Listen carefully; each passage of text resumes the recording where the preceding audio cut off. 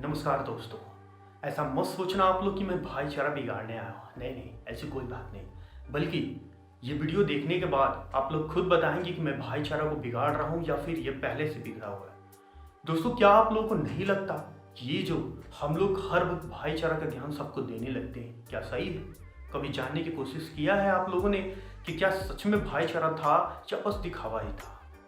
किताबों को तो हमारे सामने ऐसे पेश किया गया जिसमें उन लोगों को एक महान इंसान साबित कर दिया, जिसने हमारे ऊपर बहुत सारे जुल्म किए थे। खैर दोस्तों, आज हम बात करेंगे एक ऐसे टॉपिक के बारे में जिसमें हमारे पूर्वज खून से रंग गए थे। वो घटना भारत के हिंदुओं को ही नहीं बल्कि पूरी दुनिया को हिला कर रख दिया था।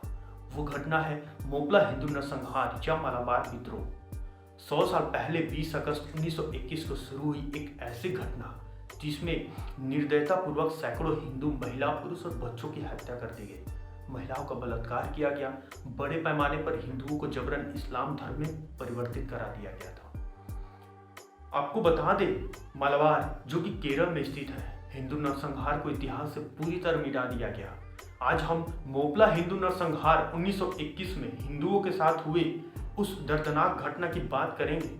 आपको बताएंगे कि कैसे मोपला हिंदू नरसंहार के खलनायकों को अंग्रेजों से लोहा लेने वाले नायकों के रूप में चिन्हित कर दिया गया। उससे पहले ये जानना महत्वपूर्ण है कि मोपला कौन थे। मोपला दक्षिण एशिया में बसे कुछ शुरुआती मुसलमान थे। मोपला मलबार क्षेत्र में रहते थे और वहीं से अपना व्यापार करते थे। मसाला व्यापार के माध्यम से इन मोपलाओं का अरब के लोगों के साथ सीधा संबंध था। जब तक यूरोपीय लोगों का भारत में आगमन नहीं हुआ तब तक मोपला को भारतीयों से कोई दुश्मनी नहीं थी। हालांकि मोपला का हिंदुओं पर दबदबा इस बात से साबित होता है कि उस दौरान हिंदुओं और मुसलमानों के बीच धार्मिक अंतर्विवाह हुआ करते थे।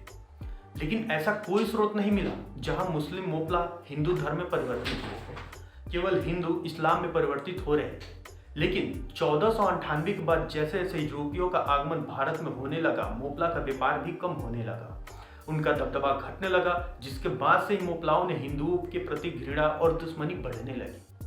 The supreme Muslim council Islam under the British mandate for Palestine में कहा गया है कि पुर्तगाल, डच, ब्रिटिश और फिर फ्रांस द्वारा काली मिर्च के व्यापार को बढ़ावा दिया गया था। इस ब्रांड ने मोपला में उग्रवाद और धार्मिक कट्टरवाद को बढ़ावा दिया था। हैदर अली और टीपू सुल्तान के शासनकाल के दौरान मोपलाओं ने काफी प्रमुखता हासिल की थी। लेकिन जैसे जैसे अंग्रेजों की शक्ति बढ़ती गई, इस्लामिक आक्रमणकारियों की हिंदुओं के प्रति नफरत और बढ़ती गई। चूंकि मोपला के समृद्ध होने की इच्छा अंग्रेजों के आने से धराशायी हो गई थी, इसी वजह से हिंदुओं के प्रति उनकी नफरत ने उग्र रूप ले लिया था। क्या था खिलाफत आंदोलन और कैसे इसने मोपला विद्रोह को जन्म दिया था? खिलाफत आंदोलन का मकसद पूरे भारत में इस्लामवादी निर्वाचन क्षेत्र बनाना था और अंग्रेजों पर दबाव डाल अपने इस्लामिक अस्तित्व को वापस हासिल करना था, जिसे प्रथम विश्व युद्ध के दौरान हार के बाद खो दिया गया था। सच यही था कि खिलाफत आंदोलन का भारत की स्वतंत्रता से कोई लेना देना नहीं था। इस आंदोलन को मोहम्मद अली, शौकत अली जैसे कट्टर इस्लामिकों द्वारा चलाया गया था, जिसे उस दौरान महात्मा गांधी और कांग्रेस पार्टी द्वारा पूर्ण समर्थन प्राप्त था।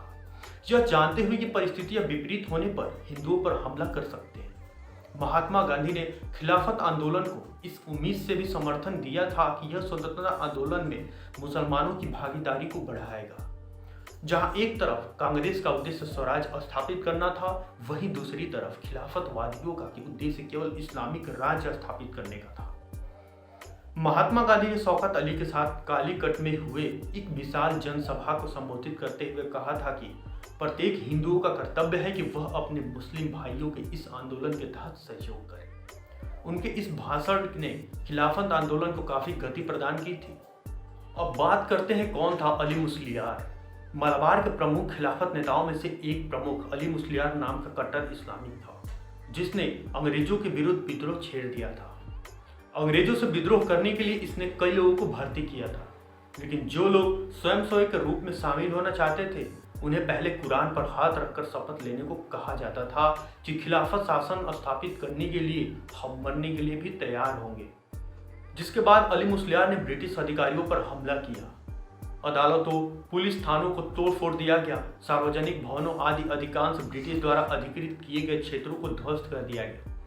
इसके बाद अली मुस्लियार सहित अन्य खिलाफत नेताओं ने अधिकांश राज्यों को खिलाफत राज्य घोषित कर दिया और खुद को खिलाफत राजा घोषित कर दिया गया था। ब्रिटिशों को हराने के उपरांत मोपलाव का विद्रोह खत्म नहीं हुआ। हिंदुओं के प्रति जिस नफरत ने मोपलाव में जन्म लिया था उसने अब उग्र रूप धारण कर लिया था।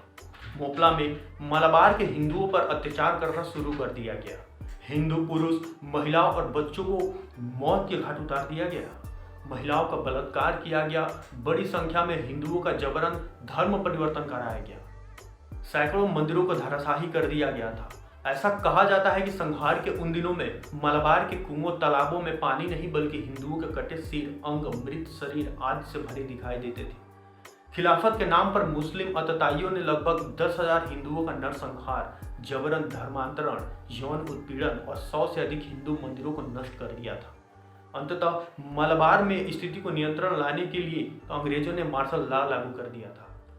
मलाबार हिंदू नरसंहार के 100 वर्ष से अधिक हो गए हैं और यह किसी त्रासदी से कम नहीं कि इतिहासकारों ने हिंदुओं के साथ हुए अत्याचारों को, उनके दर्द को उल्लेखित नहीं किया।